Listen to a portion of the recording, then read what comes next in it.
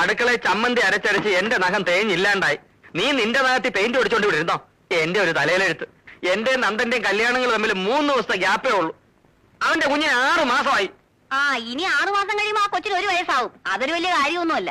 അമ്മേ എന്നുള്ള വിളി കേൾക്കാൻ നിനക്ക് ആഗ്രഹമില്ലെങ്കിൽ അച്ഛാ എന്നുള്ള വിളി കേൾക്കാൻ എനിക്ക് ആഗ്രഹമുണ്ടടി. അമ്മേ എന്നൊരു വിളി കേൾക്കാൻ എനിക്ക് ഒട്ടും ആഗ്രഹമില്ല. എന്റെ കൊച്ചനെ മമ്മി എന്ന് വിളിച്ചാൽ മതി. മമ്മിന്നോ മങ്കിന്നോ നിനക്ക് ഇഷ്ടമുള്ള പോലെ വിളിപ്പീര്. പക്ഷെ ആര് വിളിക്കൂടി? എന്തോ ഇത്ര ധൃതി?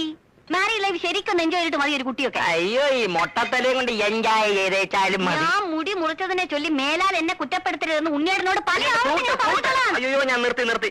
നിന്റെ നഷ്ടപ്പെട്ട മുടിയെ പറ്റി ചിന്തിച്ച് ടെൻഷൻ അടിച്ച് എന്റെ മുടി കൊഴിയാൻ തുടങ്ങി. അല്ലേ ഞാൻ ഒരു കാര്യം ചോദിക്കാൻ മറന്നു. പിന്നെ കൂടെ പറപ്പാണല്ലോ. നീ ഇന്ന് ജോലിക്ക് പോകുന്നില്ലേ? നഖത്തിന് വൈറ്റ് വാഷ് ചെയ്തോണ്ട് വിടുന്നാ മതിയോ? അയ്യോ അത് ഞാൻ പറഞ്ഞില്ലേ. ഇന്നാ ഞാൻ റിലീവ് ചെയ്തു. റിലീവ് ചെയ്തോ? എംപ്ലോയ്മെന്റ് എക്സ്ചേഞ്ച് വഴി ലീവ് വേക്കൻസി ആയിരുന്നല്ലോ എനിക്ക് പോസ്റ്റിംഗ്. ലീവ് വേക്കൻസിയോ? ലീവ് എടുത്താൽ ഇന്നലെ വന്ന് ജോയിൻ ചെയ്യും. വേറെ ആള് വന്ന് ജോയിൻ ചെയ്തെന്നോ? നീ എന്തുവാടി പറയുന്നേ? ഇതെന്താ പുതിയൊരു കാര്യം കേൾക്കുന്ന മാതിരി? ആലോചനയും കൊണ്ട് വന്ന ബ്രോക്കർ പറഞ്ഞില്ലേ താൽക്കാലിക നിയമനമാണെന്ന്? ഇല്ല. പറഞ്ഞാണ് ഉണ്ണിയേട്ട മറന്നതാ. മറന്നല്ല. എന്റെ ദൈവമേ മുടിയും പോയി ജോലിയും പോയി. പിന്നെ കുട്ടിയുടെ കാര്യം പറഞ്ഞല്ലോ.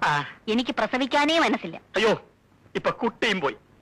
പ്രസവിക്കാത്ത മൊട്ടച്ചി നിന്നെ ഡൈവേഴ്സ് ചെയ്തിരിക്കുന്നു. ഡൈവേഴ്സ് ചെയ്യാൻ ഞാനും കൂടെ ചിന്തിക്കണം. എനിക്കാണെങ്കിൽ അങ്ങനെ ഒരു ഉദ്ദേശമേ ഇല്ല. അയ്യോ ഇപ്പൊ എന്റെ ജീവിതവും പോയി. എന്തെങ്കിലും മിണ്ടി പോയിട്ടുണ്ടെങ്കിൽ കുന്ത എടുത്ത് വാക്കാത്ത് വെച്ചോളൂ.